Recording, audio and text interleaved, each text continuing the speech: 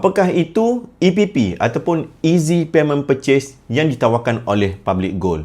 EPP adalah satu kaedah belian emas di mana anda boleh lock emas pada masa sekarang dan ini menyebabkan pembayaran tuan-puan di masa hadapan tidak akan terkesan walaupun harga emas naik ataupun turun.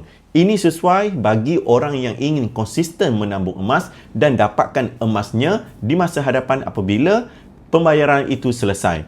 Kaedah ini disahkan Patuh Syariah dan juga ramai yang buat cara ini untuk menggalakkan diri supaya konsisten menabung, ibarat macam kita main kutu emas sahaja. Setelah harga emas di-lock pada hari ini, tuan-puan tidak perlu risau tentang kenaikan harga emas kerana pembayaran mengikut jadual adalah sama sahaja.